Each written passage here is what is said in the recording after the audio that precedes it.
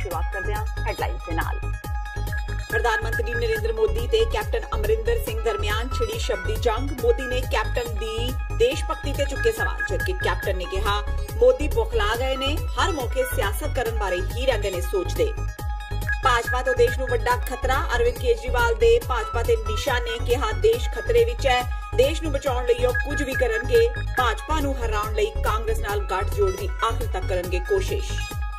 General जे सिंह ਵੱਲੋਂ खडूर साहिब तो बीबी परमजीत कौर खालड़ा ਦੇ ਹੱਕ ਵਿੱਚ बैठਣ ਤੋਂ ਬਾਅਦ ਪੰਜਾਬ ਦੀ ਸਿਆਸਤ ਤੇ ਸੁਖਪਾਲ ਖਹਿਰਾ ਸਮੇਤ ਅਨੇਕਾਂ ਆਗੂਆਂ ਨੇ ਕੀਤੀ ਸਰਾਹਨਾ, ਜਦਕਿ ਸੁਖਬੀਰ ਬਾਦਲ ਨੇ ਕਿਹਾ ਲੋਕ ਟਕਸਾਲੀਆਂ ਵਿੱਚ ਰਲਣ ਕਾਰਨ ਜੇ ਸਿੰਘ ਨੂੰ ਪਾਉਂਦੇ ਸਨ ਲਾਂਤਾਂ, ਇਸ ਲਈ ਛੱਡੀ ਉਮੀਦਵਾਰੀ।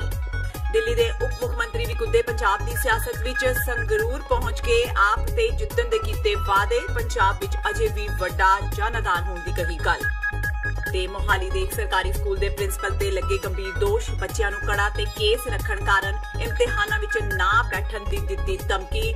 ਮਾਮਲਾ ਸਿੱਖ ਜਥੇਬੰਦੀਆਂ ਦੇ ਨੋਟਿਸ ਹੇਠ ਪੁਲਿਸ ਨੂੰ ਕੀਤੀ ਸ਼ਿਕਾਇਤ। ਤੇ ਹੁਣ ਇਹਨਾਂ ਖਬਰਾਂ ਦਾ ਵਿਸਥਾਰ। ਪ੍ਰਧਾਨ ਮੰਤਰੀ ਨਰਿੰਦਰ ਮੋਦੀ ਨੇ ਕਠੂਆ ਵਿੱਚ ਇੱਕ ਚੋਣ ਰੈਲੀ ਨੂੰ ਸੰਬੋਧਨ ਕੀਤਾ। रैली ਨੂੰ ਸੰਬੋਧਨ ਕਰਦਿਆਂ ਉਹਨਾਂ ਕਿਹਾ ਕਿ ਪੰਜਾਬ ਦੇ ਮੁੱਖ ਮੰਤਰੀ ਕੈਪਟਨ ਅਮਰਿੰਦਰ ਸਿੰਘ ਨੇ ਭਾਰਤ ਦੇ ਉਪ ਰਾਸ਼ਟਰਪਤੀ ਦਾ ਅਪਮਾਨ ਕੀਤਾ ਹੈ। ਮੋਦੀ ਨੇ ਕਿਹਾ ਕਿ ਉਪ ਰਾਸ਼ਟਰਪਤੀ ਸ਼ਨੀਵਾਰ ਨੂੰ ਜਲਿਆਂਵਾਲਾ ਬਾਗ ਦੇ ਸ਼ਹੀਦਾਂ ਨੂੰ ਸ਼ਰਧਾਂਜਲੀ ਦੇਣ ਲਈ ਅੰਮ੍ਰਿਤਸਰ ਪੁੱਜੇ ਸਨ, ਜਿੱਥੇ ਉਹਨਾਂ ਨੇ ਸ਼ਹੀਦਾਂ ਦੀ ਯਾਦ ਵਿੱਚ ਇੱਕ ਡਾਕ ਟਿਕਟ ਤੇ ਸਿੱਕਾ ਜਾਰੀ ਕੀਤਾ। ਇਸ ਸਰਕਾਰੀ ਸਮਾਰੋਹ ਵਿੱਚ ਕੈਪਟਨ ਜਾਣ ਬੁੱਝ ਕੇ ਨਹੀਂ ਗਏ, ਕਿਉਂਕਿ ਉਹ ਉਦੋਂ ਤੱਕ ਕਾਂਗਰਸ ਦੀ ਪਰਿਵਾਰ ਭਗਤੀ ਵਿੱਚ ਰੁੱਝੇ ਹੋਏ ਸਨ।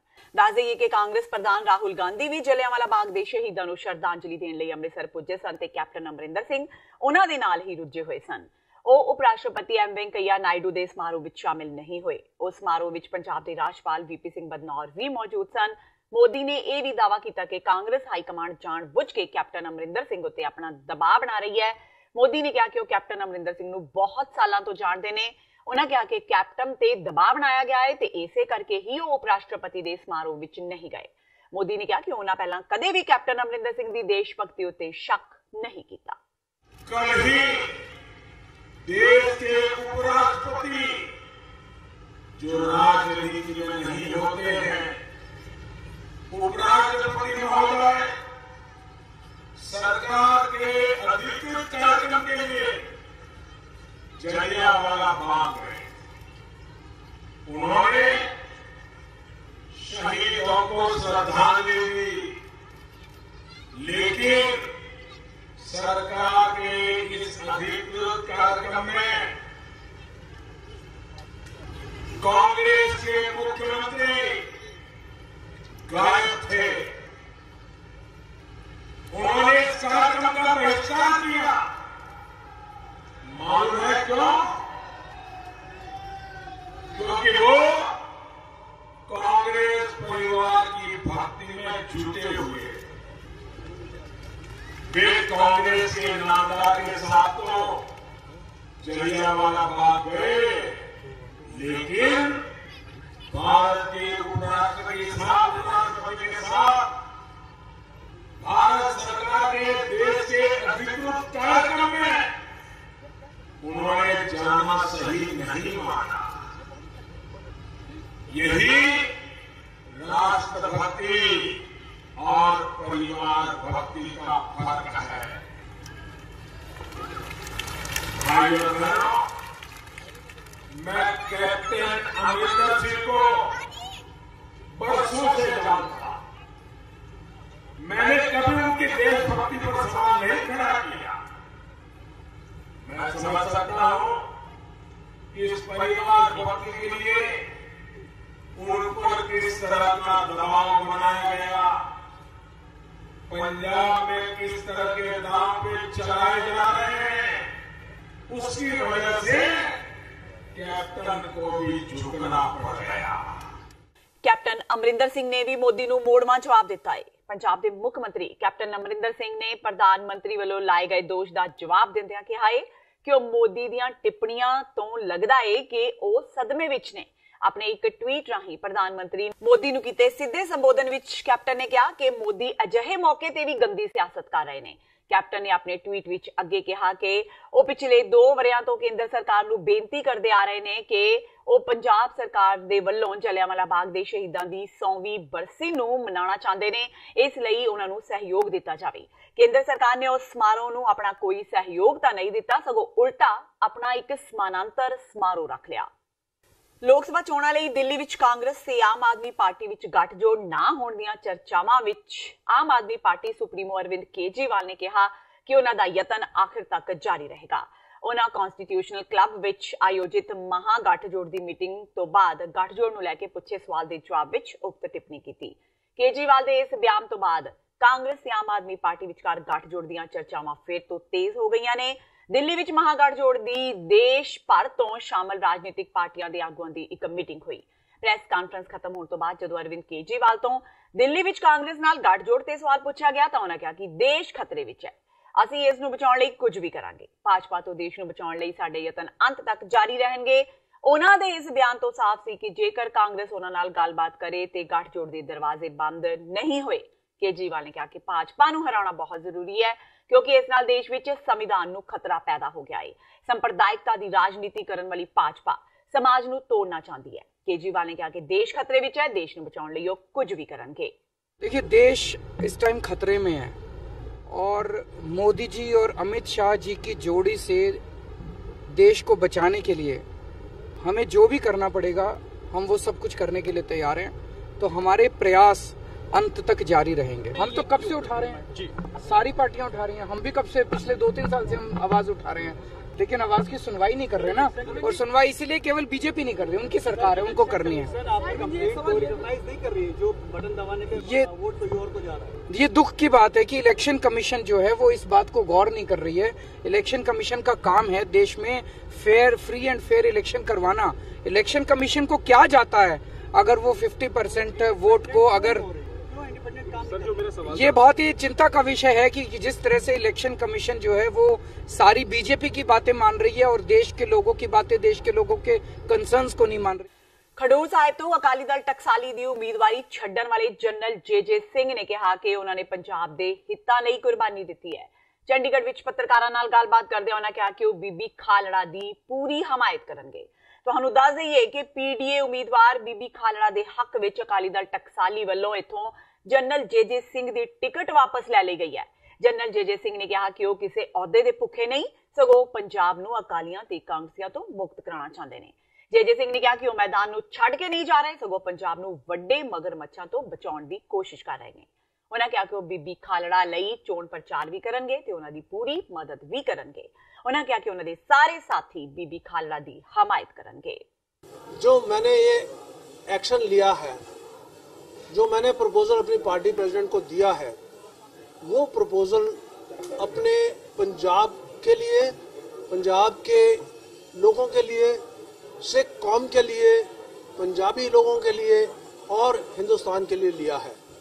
ये लार्जर इशू है कि अगर हम बदलाव चाहते हैं, अगर हम भ्रष्टाचार खत्म करना चाहते हैं, अगर हम ऐसे सियासतदानों को निकालना चाहते हैं जिन्होंने 70 साल पंजाब की बर्बादी की है, उन्हें मिलके एक सियासती गेम खेली है, खेडी है, उन्होंने कटना है, उनको खदेड़ना है। तो ये करने के लिए हमें सोच विचार करना चाहिए कि हम सब एकजुट होके उनके खिलाफ एक फ्रंट करें। अब भी जो नहीं हो सका वो भी अभी टाइम था, इसलिए मैंने कहा हमारे हल्के में मैं अपने ही हम सोच के वाले कोई कैंडिडेट है जैसे बीबी खालड़ा है, तो उनके लिए मैं अपनी कुर्बानी देने को तैयार हूं अगर उनकी पार्टी ने उनको नहीं उतारा। तो इसलिए मैं स्टेप डाउन कर गया हूं। मेरी ये विड्रॉल नहीं है, ये मेरी मैदान में जंग से भाग नहीं है, मैं कभी ऐसा नहीं करता हूं। मैं लार्जर इशू के लिए अपना कुर्बानी कर रहा हूं। लार्जर इशू है पंजाब को बचाने का। ਪੰਜਾਬ ਏਕਤਾ ਪਾਰਟੀ ਦੇ ਆਗੂ ਸੁਖਪਾਲ ਸਿੰਘ ਖਹਿਰਾ ਨੇ ਖਡੂਰ ਸਾਹਿਬ ਹਲਕੇ ਤੋਂ ਅਕਾਲੀ ਦਲ ਟਕਸਾਲੀ ਵੱਲੋਂ ਆਪਣਾ ਉਮੀਦਵਾਰ ਵਾਪਸ ਲੈਣ ਦੇ ਫੈਸਲੇ ਦਾ ਸਵਾਗਤ ਕੀਤਾ ਹੈ ਤੇ ਕਿਹਾ ਕਿ ਇਸ ਨਾਲ ਵਿਰੋਧੀ ਧਿਰ ਹੋਰ ਮਜ਼ਬੂਤ ਹੋਵੇਗਾ। ਇਸ ਦੇ ਨਾਲ ਹੀ ਉਹਨਾਂ ਕਿਹਾ ਕਿ ਖਡੂਰ ਸਾਹਿਬ ਤੋਂ ਪੀਡੀਏ ਦੀ ਉਮੀਦਵਾਰ ਬੀਬੀ ਖਾਲੜਾ ਨੂੰ ਆਜ਼ਾਦ ਉਮੀਦਵਾਰ ਐਲਾਨਣ ਤੇ ਵੀ ਪਾਰਟੀ ਪਲੇਟਫਾਰਮ ਤੇ ਵਿਚਾਰ ਕਰ ਰਹੀ ਹੈ। ਉੱਥੇ ਹੀ ਖਹਿਰਾ ਨੇ ਆਪ ਦੇ ਸੰਸਦ ਮੈਂਬਰ ਪ੍ਰੋਫੈਸਰ ਸਾਧੂ ਸਿੰਘ ਵੱਲੋਂ ਫੰਡਿੰਗ ਦੇ ਲਗਾਏ ਦੋਸ਼ਾਂ ਨੂੰ ਸਿਰੇ ਤੋਂ ਨਕਾਰਦਿਆਂ ਕਿਹਾ ਕਿ ਸਾਧੂ ਸਿੰਘ ਜੋ ਕਿ ਪਿਛਲੇ 5 ਸਾਲ ਬਿਮਾਰ ਰਹੇ ਪਰ ਉਹਨਾਂ ਦੇ ਮਨ ਵਿੱਚ ਜੋ ਵੀ ਮਨਘੜਤ ਗੱਲਾਂ ਆਉਂਦੀਆਂ ਨੇ ਉਹ ਕਹਿ ਰਹੇ ਨੇ। ਜ਼ਿਕਰਯੋਗ ਹੈ ਕਿ ਸਾਧੂ ਸਿੰਘ ਨੇ ਖਿਆਰਾ ਨੂੰ ਕਿਸੇ ਏਜੰਸੀ ਤੋਂ ਫੰਡਿੰਗ ਲੈ ਕੇ ਦੇਸ਼ ਦੇ ਸੂਬੇ ਖਿਲਾਫ ਕੰਮ ਕਰਨ ਦੇ ਦੋਸ਼ ਲਗਾਏ ਸਨ ਤੇ ਕਿਹਾ ਕਿ ਭਾਜਪਾ ਦੇ ਇਸ਼ਾਰਿਆਂ ਤੇ ਉਹਨਾਂ ਨੇ ਆਪ ਨੂੰ ਤੋੜਨ ਦੀ ਕੋਸ਼ਿਸ਼ ਕੀਤੀ ਹੈ। ਹਾਂਜੀ, ਮੈਂ ਸਵਾਗਤ ਕਰਦਾ ਟਕਸਾਲੀ ਅਕਾਲੀ ਦਲ ਦੇ ਇੱਕ ਫਰਾਕਦਿਲ ਫੈਸਲੇ ਦਾ, ਜਿਹਦੇ ਚ ਉਹਨਾਂ ਨੇ ਸਮਝਿਆ ਕਿ ਕਾਂਗਰਸ ਤੇ ਅਕਾਲੀ ਦਲ ਨੂੰ ਖਡੂਰ ਸਾਹਿਬ ਵਿੱਚ ਹਰਾਉਣ ਵਾਸਤੇ ਬੀਬੀ ਪਰਮਜੀਤ ਕੌਰ ਖਾਲੜਾ ਨੂੰ ਸਪੋਰਟ ਦੇਣੀ ਚਾਹੀਦੀ ਤੇ ਉਹਨਾਂ ਨੇ ਆਪਣੇ ਉਮੀਦਵਾਰ ਜਨਰਲ ਜੇ ਸਿੰਘ ਜੀ ਨੂੰ ਜਿਹੜਾ ਵਿਡਰਾਅ ਕੀਤਾ। ਇਹ ਉਹਨਾਂ ਦਾ ਇਸ ਫੈਸਲੇ ਦਾ ਪੰਜਾਬ ਡੈਮੋਕ੍ਰੈਟਿਕ ਅਲਾਇੰਸ ਅਸੀਂ ਸਵਾਗਤ ਕਰਦੇ ਹਾਂ, ਅਸੀਂ ਧੰਨਵਾਦ ਕਰਦੇ ਹਾਂ ਔਰ ਅਸੀਂ ਉਹਨਾਂ ਦਾ ਸਤਿਕਾਰ ਕਰਦੇ। ਕੱਲ ਮੇਰੀ ਬ੍ਰਹਮਪੁਰਾ ਸਾਹਿਬ, ਸੇਖਵਾਂ ਸਾਹਿਬ ਔਰ ਕਰਨੈਲ ਸਿੰਘ ਪੀਰ ਮੁਹੰਮਦ ਨਾਲ ਟੈਲੀਫੋਨ ਤੇ ਗੱਲ ਹੋ ਗਈ, ਸ਼ੁਕਰੀਆ ਅਦਾ ਕੀਤਾ। ਅੱਜ ਸਵੇਰ ਮੈਂ ਜਨਰਲ ਸਾਹਿਬ ਨੂੰ ਵੀ ਸ਼ੁਕਰੀਆ ਅਦਾ ਕੀਤਾ। ਇਸ ਨਾਲ ਕੀ ਹੁੰਦਾ ਕਿ ਇੱਕ ਹਵਾ ਬਣਦੀ ਆ ਔਰ ਕਾਂਗਰਸ ਤੇ ਅਕਾਲੀ ਦਲ ਜਿਹੜੀਆਂ ਰਵਾਇਤੀ ਪਾਰਟੀਆਂ ਅਰਸੇ ਤੋਂ ਪੰਜਾਬ ਨੂੰ ਲੁੱਟ ਰਹੀਆਂ ਨੇ ਉਹਨਾਂ ਦੇ ਖਿਲਾਫ ਇੱਕ ਵੱਡਾ ਮੁਹਾਜ਼ ਖੜਾ ਕਰਨ ਵਿੱਚ ਟਕਸਾਲੀ ਅਕਾਲੀ ਦਲ ਦਾ ਇਹ ਜਿਹੜਾ ਉਸਾਰੂ ਰੋਲ ਆ, ਅਸੀਂ ਉਸ ਦੇ ਵਾਸਤੇ ਉਹਨਾਂ ਦਾ ਸ਼ੁਕਰੀਆ ਅਦਾ ਕਰਦੇ। ਖਡੂਰ ਸਾਹਿਬ ਦੀ ਸੀਟ ਲਈ ਜਨਰਲ ਜੇ ਸਿੰਘ ਦੀ ਉਮੀਦਵਾਰੀ ਵਾਪਸ ਲੈਣ ਤੇ ਅਕਾਲੀ ਦਲ ਦੇ ਪ੍ਰਧਾਨ ਸੁਖਬੀਰ ਸਿੰਘ ਬਾਦਲ ਨੇ ਟਕਸਾਲੀ ਅਕਾਲੀਆਂ ਅਤੇ ਜੇ ਸਿੰਘ ਤੇ ਵੱਡਾ ਸ਼ਬਦੀ ਹਮਲਾ ਕੀਤਾ। ਜਲੰਧਰ ਪਹੁੰਚੇ ਸੁਖਬੀਰ ਸਿੰਘ ਬਾਦਲ ਕੋਲੋਂ ਜਦੋਂ ਮੀਡੀਆ ਨੇ ਜੇ ਸਿੰਘ ਸੰਬੰਧੀ ਸਵਾਲ ਕੀਤਾ ਤਾਂ ਉਹਨਾਂ ਇਸ ਦਾ ਜਵਾਬ ਦਿੰਦਿਆਂ ਕਿਹਾ ਕਿ ਜੇ ਸਿੰਘ ਜਿੱਥੇ ਵੀ ਲੋਕਾਂ ਵਿੱਚ ਜਾਂਦੇ ਨੇ ਲੋਕ ਉਹਨਾਂ ਨੂੰ ਜੁੱਤੀਆਂ ਮਾਰਦੇ ਸਨ। ਸੁਖਬੀਰ ਨੇ ਕਿਹਾ ਕਿ ਰਣਜੀਤ ਸਿੰਘ ਬ੍ਰਹਮਪੁਰਾ ਆਪ ਤਾਂ ਪ੍ਰਚਾਰ ਕਰਦੇ ਨਹੀਂ ਤੇ ਇਹ ਸਭ ਦੇਖ ਜੇ ਸਿੰਘ ਖੁਦ ਨੂੰ ਠੱਗਿਆ ਹੋਇਆ ਮਹਿਸੂਸ ਕਰ ਰਹੇ ਸਨ, ਜਿਸ ਕਾਰਨ ਉਹਨਾਂ ਖਡੂਰ ਸਾਹਿਬ ਤੋਂ ਪੈਰ ਪਿਛਾਂ ਖਿੱਚਣਾ ਹੀ ਠੀਕ ਸਮਝਿਆ। ਇਸ ਤੋਂ ਇਲਾਵਾ ਜਦੋਂ ਸੁਖਬੀਰ ਬਾਦਲ ਤੋਂ ਕਾਂਗਰਸ ਵਿੱਚ ਉੱਠੀ ਬਗਾਵਤ ਤੇ ਸਵਾਲ ਕੀਤਾ ਗਿਆ ਤਾਂ ਉਹਨਾਂ ਟਕਸਾਲੀਆਂ ਤੇ ਕਾਂਗਰਸ ਨੂੰ ਇਕੱਠੇ ਪਾਰਟੀ ਬਣਾਉਣ ਦੀ ਸਲਾਹ ਦੇ ਦਿੱਤੀ। ਸੁਖਬੀਰ ਬਾਦਲ ਦੇ ਇਹਨਾਂ ਬਿਆਨਾਂ ਤੇ ਟਕਸਾਲੀਆਂ ਦਾ ਕੀ ਪ੍ਰਤੀਕਰਮ ਆਉਂਦਾ ਹੈ, ਇਹ ਦੇਖਣਾ ਕਾਫੀ ਦਿਲਚਸਪ ਹੋਵੇਗਾ। ਕਿਉਂਕਿ ਜਨਰਲ ਜੇ ਸਿੰਘ ਜਿੱਥੇ ਪਿੰਡ ਜਾਂਦੇ ਸੀ ਉਹਨਾਂ ਨੂੰ ਜੁੱਤਿਆਂ ਦੇ ਹਾਰ ਪੈਂਦੇ ਸੀ, ਤੇ ਇਸ ਕਰਕੇ ਉਹਨੇ ਦੇਖਿਆ ਕਿ ਹੈ ਬਿਕੋਜ਼ ਟਕਸਾਲੀ ਆਪ ਬ੍ਰਹਮਪੁਰਾ ਸਾਹਿਬ ਆਪ ਤਾਂ ਜਾਂਦੇ ਨਹੀਂ ਸੀ, ਇਕੱਲੇ ਭੇਜ ਦਿੰਦੇ ਸੀ। ਉਹ ਵਿਚਾਰਾ ਤੁਰਦੇ ਉਹਨੂੰ ਰਾਹ ਹੀ ਨਹੀਂ ਪਤਾ ਸੀ, ਕਿਤੇ ਫਿਰੋਜ਼ਪੁਰ ਹਲਕੇ ਚਲੇ ਗਿਆ, ਕਿਤੇ ਮੁਕਤਸਰ ਹਲਕੇ ਚ ਪਹੁੰਚ ਗਿਆ। ਉਹਨੇ ਦੇਖਿਆ ਕਿ ਇਹ ਤਾਂ ਮੇਰੇ ਨਾਲ ਠੱਗੀ ਮਾਰੀ ਜਾਂਦੇ, ਆਪ ਹੀ ਛੱਡ ਗਏ। ਮੈਂ ਤਾਂ ਇੱਕ ਬੇਨਤੀ ਕਰਦਾ ਕਿ ਕਾਂਗਰਸ ਦੇ ਟਕਸਾਲੀ ਤੇ ਅਕਾਲੀ ਟਕਸਾਲੀ ਦੋਨੋਂ ਇਕੱਠੇ ਪਹਿਲਾਂ ਜੁਆਇੰਟ ਪਾਰਟੀ ਬਣਾ ਲੈਣ। ਉਹ ਜਿਹੜਾ ਅਕਾਲੀ ਦਲ ਟਕਸਾਲੀ ਜਿਹੜੇ ਇਸ ਲਈ ਕਿਹਾ ਜਾ ਰਿਹਾ ਕਿ ਸੁਖਪਾਲ ਖਹਿਰਾ ਨੂੰ ਬਾਹਰੋਂ ਫੰਡਿੰਗ ਹੋ ਰਹੀ ਹੈ। ਸੁਖਪਾਲ ਖਹਿਰਾ ਦਾ ਕੰਮ ਹੀ ਨਿਸ਼ਾਨਾ ਹੀ ਹੈ ਕਿ ਆ ਜਿਹੜੇ ਮਹੀਨੇ ਦੇ ਗੇੜੇ ਗੁੜੇ ਕੱਢ ਕੇ ਦਿਹਾੜੀ ਬਣ ਜੂਗੀ, 5-7 ਕਰੋੜ 10 ਕਰੋੜ ਕਮਾ ਕੇ ਬਹਿ ਜਾਣਾ ਉਹਨੇ। ਦਿੱਲੀ ਦੇ ਉਪ ਮੁੱਖ ਮੰਤਰੀ ਤੇ ਆਮ ਆਦਮੀ ਪਾਰਟੀ ਦੇ ਵੱਡੇ ਆਗੂ ਮਨੀਸ਼ ਸਿਸੋਦੀਆ ਅੱਜ ਸੰਗਰੂਰ ਪੁੱਜੇ। ਪੱਤਰਕਾਰਾਂ ਨਾਲ ਗੱਲਬਾਤ ਕਰਦਿਆਂ ਸਿਸੋਦੀਆ ਨੇ ਦੱਸਿਆ ਕਿ ਆਪ ਦਿੱਲੀ ਤੇ ਪੰਜਾਬ ਵਿੱਚ ਇਕੱਲੇ ਚੋਣਾਂ ਲੜੇਗੀ, ਜਦਕਿ ਹਰਿਆਣਾ ਵਿੱਚ ਉਹਨਾਂ ਦਾ ਗੱਠਜੋੜ ਹੋ ਗਿਆ ਹੈ। ਸਿਸੋਦੀਆ ਨੇ ਦੱਸਿਆ ਕਿ ਆਪ ਪੰਜਾਬ ਵਿੱਚ ਦਿੱਲੀ ਦੀ ਤਰਜ਼ ਤੇ ਘਰੋਂ ਘਰੀ ਜਾ ਕੇ ਪ੍ਰਚਾਰ ਕਰੇਗੀ ਤੇ ਜਿੱਤੇਗੀ ਵੀ। ਉਹਨਾਂ ਕਿਹਾ ਕਿ ਪੰਜਾਬ ਦੇ 26 ਲੱਖ ਤੇ ਹਰ ਲੋਕ ਸਭਾ ਹਲਕੇ ਦੇ 2 ਲੱਖ ਪਰਿਵਾਰ ਉਹਨਾਂ ਦੇ ਸਿੱਧੇ ਸੰਪਰਕ ਵਿੱਚ ਨੇ। ਸਿਸੋਦੀਆ ਨੇ ਕਿਹਾ ਕਿ ਆਪ ਕੋਲ ਚੋਣ ਲੜਨ ਦੇ ਪੈਸੇ ਨਹੀਂ ਹਨ, ਪਰ ਉਹਨਾਂ ਕੋਲ ਬਹੁਤ ਵਰਕਰ ਜ਼ਰੂਰ ਨੇ। ਉਹਨਾਂ ਕਿਹਾ ਕਿ ਸਾਡੇ ਵਰਕਰ ਹੀ ਸਾਡਾ ਮਜ਼ਬੂਤ ਵੋਟ ਬੈਂਕ ਨੇ, ਜਿਨ੍ਹਾਂ ਦੇ ਸਿਰ ਤੇ ਹੀ ਅਸੀਂ ਚੰਗਾ ਪ੍ਰਦਰਸ਼ਨ ਕਰਾਂਗੇ। ਸਿਸੋਦੀਆ ਨੇ ਕਿਹਾ ਕਿ ਪੰਜਾਬ ਵਿੱਚ ਅਕਾਲੀ ਦਲ ਬੇਦਬੀਆਂ ਤੇ ਕਾਂਗਰਸ ਸਰਕਾਰ ਵਿਕਾਸ ਨਾ ਕਰਕੇ ਤੇ ਆਪਣੇ ਚੋਣ ਵਾਅਦੇ ਪੂਰੇ ਨਾ ਕਰਨ ਕਰਕੇ ਆਪਣਾ ਆਧਾਰ ਗਵਾ ਚੁੱਕੀਆਂ ਨੇ। ਉਹਨਾਂ ਕਿਹਾ ਕਿ ਅਸੀਂ ਪੰਜਾਬ ਵਿੱਚ ਦਿੱਲੀ ਦੇ ਮਾਡਲ ਨੂੰ ਘਰੋਂ ਘਰੀ ਪੇਸ਼ ਕਰਾਂਗੇ ਤੇ ਨਾਲ ਹੀ ਲੋਕਾਂ ਨੂੰ ਜਾਗਰੂਕ ਕਰਾਂਗੇ ਕਿ ਮੋਦੀ ਤੇ ਅਮਿਤ ਸ਼ਾਹ ਦੀ ਜੋੜੀ ਦੇਸ਼ ਲਈ ਕਿੰਨੀ ਘਾਤਕ ਹੋ ਚੁੱਕੀ ਹੈ। ਸਿਸੋਦੀਆ ਨੇ ਕਿਹਾ ਕਿ ਆਪ ਕੋਲ ਫੰਡ ਦੀ ਕਮੀ ਨਹੀਂ ਹੈ, ਫੰਡ ਆ ਰਹੇ ਨੇ ਪਰ ਉਹ ਚੋਣਾਂ ਤੇ ਪੈਸੇ ਲੁਟਾਣਾ ਨਹੀਂ ਚਾਹੁੰਦੇ। ਉਹਨਾਂ ਦੱਸਿਆ ਕਿ ਪੰਜਾਬ ਵਿੱਚ ਚੋਣ ਮੁਹਿੰਮ ਦੌਰਾਨ ਉਹ ਤੇ केजरीवाल रैलियां भी करेंगे।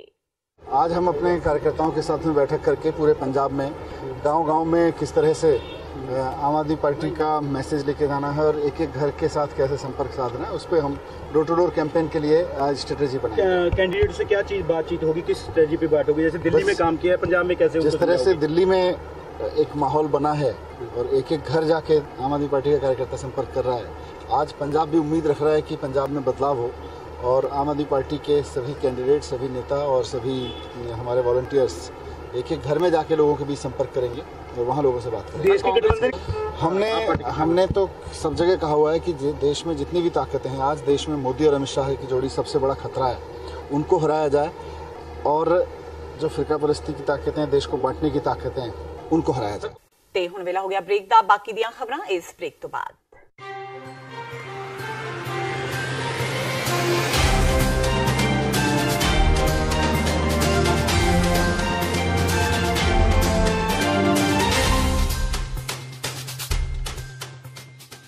ਤੁਸੀਂ ਆਪਣੇ ਟੈਕਸਿਸ ਨੂੰ ਲੈ ਕੇ ਚਿੰਤਤ ਹੋ?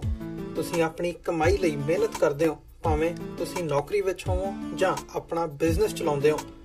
ਜਦੋਂ ਟੈਕਸ ਭਰਨ ਦਾ ਸਮਾਂ ਆਉਂਦਾ ਤਾਂ ਤੁਹਾਨੂੰ ਇੱਕ ਭਰੋਸੇਯੋਗ ਟੈਕਸ ਅਕਾਊਂਟੈਂਟ ਦੀ ਲੋੜ ਹੈ ਜੋ ਟੈਕਸ ਬੈਲੈਂਸ ਦਾ ਤੁਹਾਡੇ ਪੱਖ ਵਿੱਚ ਜਾਣਾ ਯਕੀਨੀ ਬਣਾਵੇ। ਸਿਆਟਲ ਦੀ ਜਾਣੀ ਪਛਾਣੀ company accurate accountants and taxes ਤੁਹਾਡੀ ਸੇਵਾ ਵਿੱਚ ਹਾਜ਼ਰ ਹੈ। ਅਸੀਂ ਹਰ ਤਰ੍ਹਾਂ ਦੇ ਟੈਕਸ ਭਰਨ ਵਿੱਚ ਤੁਹਾਡੀ ਮਦਦ ਕਰਾਂਗੇ। ਟੈਕਸ ਸੰਬੰਧੀ ਕਿਸੇ ਵੀ ਤਰ੍ਹਾਂ ਦੇ ਸਵਾਲ ਲਈ ਅੱਜ ਹੀ ਸਾਡੇ ਤੱਕ ਪਹੁੰਚ ਕਰੋ। Accurate accountants and Texas.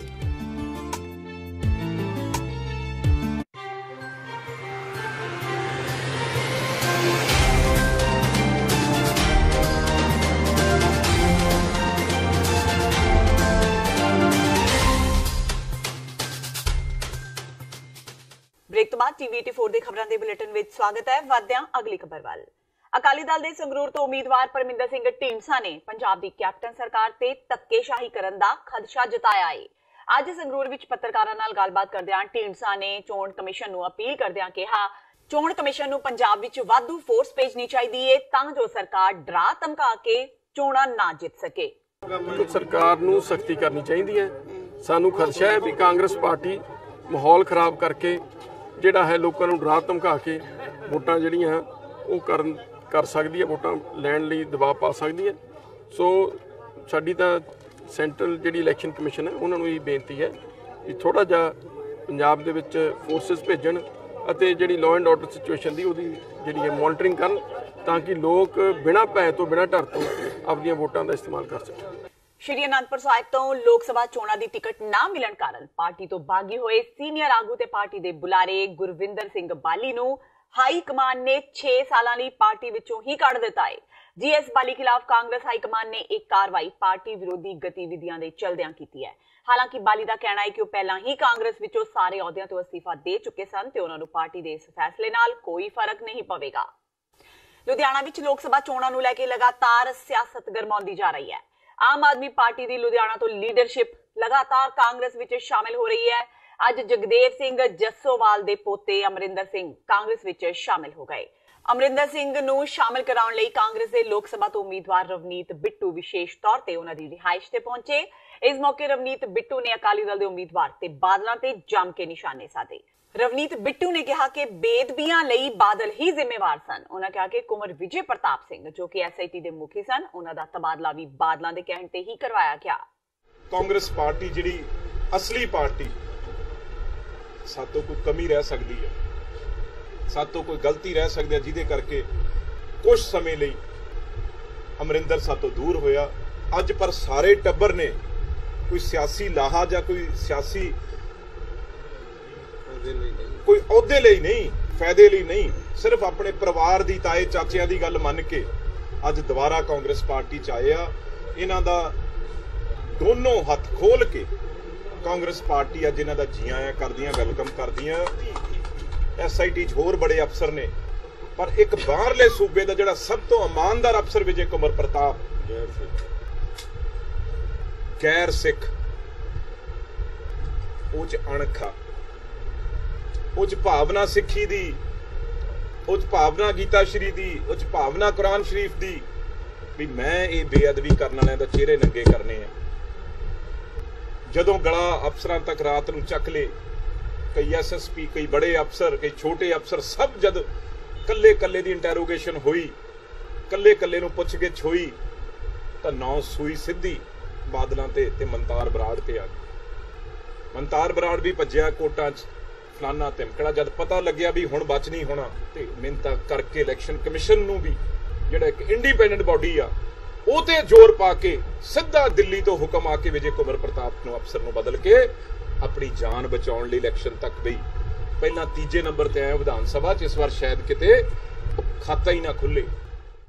Shiromani Akali Dal ਦੇ ਲੀਡਰਾਂ ਖਿਲਾਫ ਲੋਕਾਂ ਦਾ ਰੋਸ ਖਤਮ ਹੁੰਦਾ ਦਿਖਾਈ ਨਹੀਂ ਦੇ ਰਿਹਾ। ਪੰਜਾਬ ਤੋਂ ਬਾਅਦ ਦਿੱਲੀ ਦੇ ਸਿੱਖ ਵੀ ਅਕਾਲੀਆਂ ਖਿਲਾਫ ਸ਼ਰੇਆਮ ਨਿੱਤਰਦੇ ਨਜ਼ਰ ਆ ਰਹੇ ਨੇ ਤੇ ਇਸ ਦੀ ਮਿਸਾਲ ਉਸ ਵੇਲੇ ਦੇਖਣ ਨੂੰ ਮਿਲੀ ਜਦੋਂ ਦਿੱਲੀ ਸਿੱਖ ਗੁਰਦੁਆਰਾ ਪ੍ਰਬੰਧਕ ਕਮੇਟੀ ਦੇ ਪ੍ਰਧਾਨ ਮਨਜਿੰਦਰ ਸਿੰਘ ਸਿਰਸਾ ਕੋਲੋਂ ਮਾਈਕ ਖੋਲਿਆ ਗਿਆ।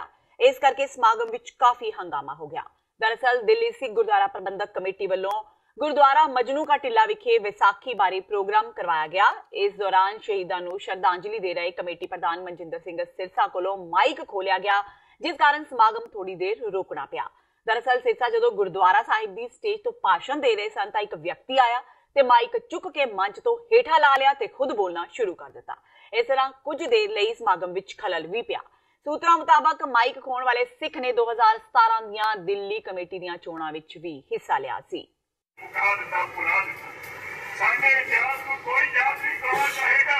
ਸਾਡਾ ਇਤਿਹਾਸ ਤੁਸੀਂ ਔਰ ਅਸੀਂ ਆਪ ਆਪਣੇ ਬੱਚਿਆਂ ਤੱਕ ਪਹੁੰਚਾਉਣਾ ਹੈ। ਇਹ ਸਾਡਾ ਪਿਆਰੀ ਸਾਧ ਸੰਗਤ ਜੀ, ਵਾਹਿਗੁਰੂ ਜੀ ਕਾ ਵਿਧਾਨ ਸਭਾ ਹਲਕਾ ਬਰਨਾਲਾ ਤੋਂ 2 ਵਾਰ ਵਿਧਾਇਕ ਰਹੇ ਉੱਗੇ ਉਦਯੋਗਪਤੀ ਕੇਵਲ ਸਿੰਘ ਢਿੱਲੋਂ ਨੂੰ ਕਾਂਗਰਸ ਹਾਈ ਕਮਾਂਡ ਵੱਲੋਂ ਲੋਕ ਸਭਾ ਹਲਕਾ ਸੰਗਰੂਰ ਤੋਂ ਚੋਣ ਅਖਾੜੇ ਵਿੱਚ ਉਤਾਰਿਆ ਗਿਆ ਹੈ। ਅੱਜ ਢਿੱਲੋਂ ਨੇ ਸੈਂਕੜਿਆਂ ਦੀ ਗਿਣਤੀ ਵਿੱਚ ਗੱਡੀਆਂ, ਮੋਟਰਸਾਈਕਲ ਤੇ ਟਰੈਕਟਰਾਂ ਰਾਹੀਂ ਹਜ਼ਾਰਾਂ ਦੀ ਤਾਦਾਦ ਵਿੱਚ ਕਾਂਗਰਸੀ ਆਗੂ ਤੇ ਵਰਕਰਾਂ ਦੇ ਕਾਫਲੇ ਨੂੰ ਨਾਲ ਲੈ ਕੇ ਰੋਡ ਸ਼ੋਅ ਕਰਦਿਆਂ ਆਪਣਾ ਸ਼ਕਤੀ ਪ੍ਰਦਰਸ਼ਨ ਕੀਤਾ। ਰੋਡ ਸ਼ੋਅ ਦੀ ਅਗਵਾਈ ਕੇਵਲ ਸਿੰਘ ਢਿੱਲੋਂ ਨਾਲ ਸਾਬਕਾ ਮੁੱਖ ਮੰਤਰੀ ਪੰਜਾਬ ਬੀਬੀ ਰਜਿੰਦਰ ਕੌਰ ਪੱਠਲ ਨੇ ਕੀਤੀ। ਇਸ ਮੌਕੇ ਕੇਵਲ ਸਿੰਘ ਢਿੱਲੋਂ ਨੇ ਕਿਹਾ ਕਿ ਆਮ ਆਦਮੀ ਪਾਰਟੀ ਪੰਜਾਬ ਵਿੱਚੋਂ ਖਤਮ ਹੋ ਚੁੱਕੀ ਹੈ। ਉਹਨਾਂ ਦਾ ਮੁਕਾਬਲਾ ਸਿਰਫ ਅਕਾਲੀ ਦਲ ਨਾਲ ਹੈ। ਉਹਨਾਂ ਕਿਹਾ ਕਿ ਉਹ ਵੱਡੀ ਲੀਡ ਨਾਲ ਇਸ ਸੀਟ ਤੋਂ ਜਿੱਤ ਪ੍ਰਾਪਤ ਕਰਨਗੇ।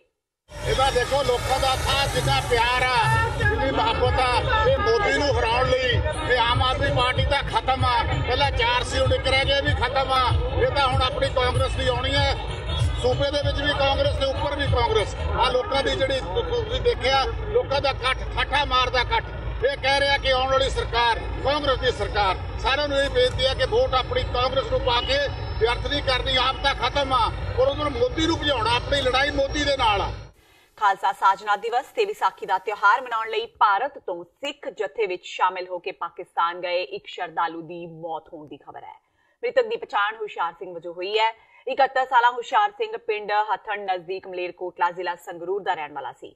ਜਥੇ ਸਮੇਤ ਹੁਸ਼ਿਆਰ ਸਿੰਘ ਜਦ 13 ਅਪ੍ਰੈਲ ਨੂੰ ਗੁਰਦੁਆਰਾ ਪੰਜਾ ਸਾਹਿਬ ਹਸਨ ਅਬਦਾਲ ਵਿਖੇ ਪਹੁੰਚਿਆ ਤਾਂ ਉੱਥੇ ਦਿਲ ਦਾ ਦੌਰਾ ਪੈ ਗਿਆ। ਉਹਨਾਂ ਨੂੰ ਰਾਵਲਪਿੰਡੀ ਦੇ RIC ਹਸਪਤਾਲ ਵਿੱਚ ਦਾਖਲ ਕਰਵਾਇਆ ਗਿਆ, ਜਿੱਥੇ 14 ਅਪ੍ਰੈਲ ਨੂੰ ਉਹਨਾਂ ਦੀ ਮੌਤ ਹੋ ਗਈ। ਭਾਰਤੀ ਸ਼ਰਧਾਲੂਆਂ ਦਾ ਜਥਾ 12 ਅਪ੍ਰੈਲ ਨੂੰ ਪਾਕਿਸਤਾਨ ਪੁੱਜਾ ਸੀ ਤੇ 21 ਅਪ੍ਰੈਲ ਨੂੰ ਉਹਨਾਂ ਵਾਪਸ ਦੇਸ਼ ਪਰਤਣਾ ਹੈ। ਪਟਿਆਲਾ ਵਿਖੇ ਪੰਜਾਬ ਸਿੱਖ ਕੌਂਸਲ ਵੱਲੋਂ ਸ਼੍ਰੋਮਣੀ ਗੁਰਦੁਆਰਾ ਪ੍ਰਬੰਧਕ ਕਮੇਟੀ ਦੇ ਸਾਬਕਾ ਪ੍ਰਧਾਨ ਪ੍ਰੋਫੈਸਰ ਕਿਰਪਾਲ ਸਿੰਘ ਬਡੂੰਗਰ ਦਾ ਪੁਤਲਾ ਫੂਕਿਆ ਗਿਆ ਤੇ ਜੰਮ ਕੇ ਸ਼੍ਰੋਮਣੀ ਕਮੇਟੀ ਖਿਲਾਫ ਨਾਅਰੇਬਾਜ਼ੀ ਕੀਤੀ ਗਈ। ਪ੍ਰਦਰਸ਼ਨਕਾਰੀਆਂ ਦਾ ਕਹਿਣਾ ਹੈ ਕਿ SGPC ਦੇ ਸਾਬਕਾ ਪ੍ਰਧਾਨ ਨੇ ਸ਼੍ਰੋਮਣੀ ਗੁਰਦੁਆਰਾ ਪ੍ਰਬੰਧਕ ਕਮੇਟੀ ਵਿੱਚ ਆਪਣੇ ਕਾਰਜਕਾਲ ਦੌਰਾਨ ਆਪਣੇ ਪਰਿਵਾਰ ਦੇ ਮੈਂਬਰਾਂ ਨੂੰ ਹੀ ਜ਼ਿਆਦਾਤਰ ਨੌਕਰੀ ਤੇ ਰੱਖਿਆ ਸੀ। ਉਹਨਾਂ ਦੋਸ਼ ਲਗਾਉਂਦਿਆਂ ਕਿਹਾ ਕਿ ਜਦੋਂ ਉਕਤ ਮੁਲਾਜ਼ਮਾਂ ਨੂੰ ਨੌਕਰੀ ਤੋਂ ਫਾਰਗ ਕਰ ਦਿੱਤਾ ਗਿਆ ਤਾਂ ਉਹਨਾਂ ਆਪ ਹੀ ਅੰਮ੍ਰਿਤਸਰ ਵਿੱਚ ਧਰਨਾ ਲਗਾ ਕੇ ਆਪ ਹੀ ਧਰਨਾ ਖਤਮ ਕਰਵਾ ਦਿੱਤਾ। ਉਹਨਾਂ ਮੰਗ ਕੀਤੀ ਸਾਬਕਾ ਪ੍ਰਧਾਨ ਦੀ ਸ਼੍ਰੋਮਣੀ ਕਮੇਟੀ ਵਿੱਚੋਂ ਮੈਂਬਰਸ਼ਿਪ ਰੱਦ ਕੀਤੀ ਜਾਵੇ। ਜੇਕਰ ਸ਼੍ਰੋਮਣੀ ਕਮੇਟੀ ਬਡੂੰਗਰ ਦੀ ਮੈਂਬਰਸ਼ਿਪ ਰੱਦ ਨਹੀਂ ਕਰਦੀ ਤਾਂ ਰੋਸ ਪ੍ਰਦਰਸ਼ਨ ਹੋਰ ਤਿੱਖਾ ਕੀਤਾ ਜਾਵੇਗਾ। ਜ਼ਿਲ੍ਹਾ ਮੋਹਾਲੀ ਦੇ ਖਰੜ ਦੇ ਪਿੰਡ ਵਡਾਲਾ ਵਿੱਚ ਸਰਕਾਰੀ ਸੀਨੀਅਰ ਸੈਕੰਡਰੀ ਸਕੂਲ ਦੇ ਪ੍ਰਿੰਸੀਪਲ ਮਲਕੀਤ ਸਿੰਘ ਉੱਤੇ ਉਸੇ ਦੇ ਸਕੂਲ ਦੇ ਵਿਦਿਆਰਥੀਆਂ ਤੇ ਇੱਕ ਔਰਤ ਲੈਕਚਰਰ ਸੰਦੀਪ ਕੌਰ ਨੇ ਇਲਜ਼ਾਮ ਲਗਾਏ ਨੇ ਕਿ ਪ੍ਰਿੰਸੀਪਲ ਉਹਨਾਂ ਨੂੰ ਸਕੂਲ ਵਿੱਚ ਕੜਾ ਪਾ ਕੇ ਨਹੀਂ ਆਉਣ ਦਿੰਦਾ, ਸਿਰ ਤੇ ਪਗੜੀ ਨਹੀਂ ਬੰਨਣ ਦਿੰਦਾ ਤੇ ਦਾੜੀ ਨੂੰ ਕਟਵਾ ਕੇ ਆਉਣ ਲਈ ਕਹਿੰਦਾ ਹੈ ਤੇ ਜੇ ਉਹ ਅਜਿਹਾ ਨਹੀਂ ਕਰਦੇ ਤਾਂ ਉਹਨਾਂ ਨੂੰ ਧਮਕੀ ਦਿੱਤੀ ਜਾਂਦੀ ਹੈ ਕਿ ਉਹਨਾਂ ਦਾ ਸਕੂਲ ਤੋਂ ਨਾਮ ਕੱਟ ਦਿੱਤਾ ਜਾਵੇਗਾ, ਉਹਨਾਂ ਨੂੰ ਪੇਪਰਾਂ ਵਿੱਚ ਬੈਠਣ ਨਹੀਂ ਦਿੱਤਾ ਜਾਵੇਗਾ।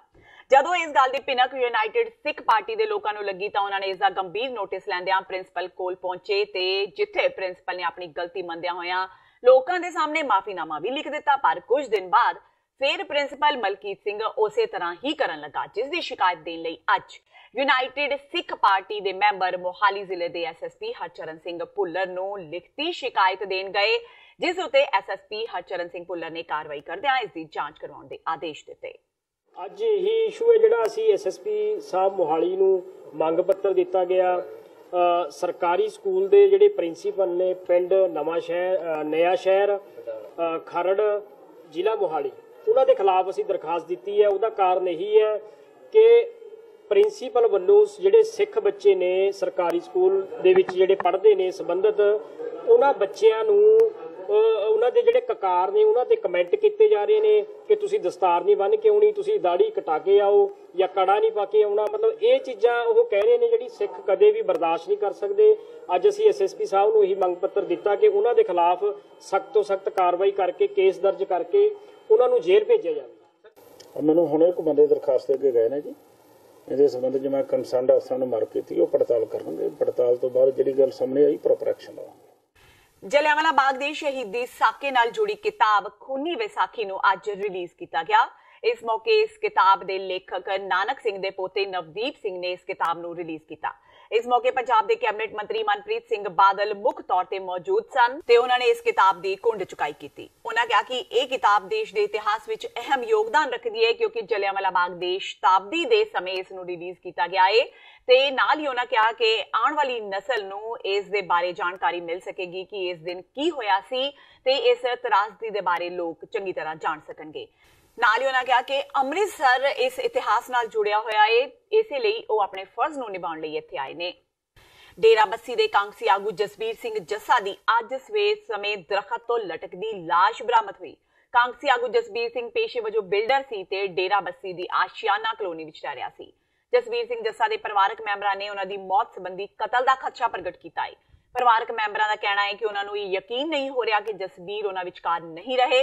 ਪੁਲਿਸ ਨੇ ਇਸ ਸੰਬੰਧੀ ਜਾਂਚ ਸ਼ੁਰੂ ਕਰ ਦਿੱਤੀ ਹੈ। ਪੁਲਿਸ ਇਸ ਮਾਮਲੇ ਸੰਬੰਧੀ ਜਾਂਚ ਕਰ ਰਹੀ ਹੈ ਕਿ ਉਹਨਾਂ ਖੁਦਕੁਸ਼ੀ ਕੀਤੀ ਹੈ ਜਾਂ ਫਿਰ ਇਹ ਕਤਲ ਦਾ ਮਾਮਲਾ ਹੈ। ਤੇ ਇਹ ਸਨ ਹੁਣ ਤੱਕ ਦੀਆਂ ਖਬਰਾਂ। ਚਾਹੁੰਦੇ ਇੱਕ ਵਾਰ ਫਿਰ ਨਜ਼ਰ ਮਾਰਦੇ ਹਾਂ ਮੁੱਖ ਖਬਰਾਂ ਤੇ। ਪ੍ਰਧਾਨ ਮੰਤਰੀ ਨਰਿੰਦਰ ਮੋਦੀ ਤੇ ਕੈਪਟਨ ਅਮਰਿੰਦਰ ਸਿੰਘ ਦਰਮਿਆਨ ਛਿੜੀ ਸ਼ਬਦੀ ਜੰਗ। ਮੋਦੀ ਨੇ ਕੈਪਟਨ ਦੀ ਦੇਸ਼ ਭਗਤੀ ਤੇ ਚੁੱਕੇ ਸਵਾਲ, ਜਦਕਿ ਕੈਪਟਨ ਨੇ ਕਿਹਾ ਮੋਦੀ ਬੁਖਲਾ ਗਏ ਨੇ, ਹਰ ਮੌਕੇ ਸਿਆਸਤ ਕਰਨ ਬਾਰੇ ਹੀ ਰਹਿੰਦੇ ਨੇ ਸੋਚਦੇ।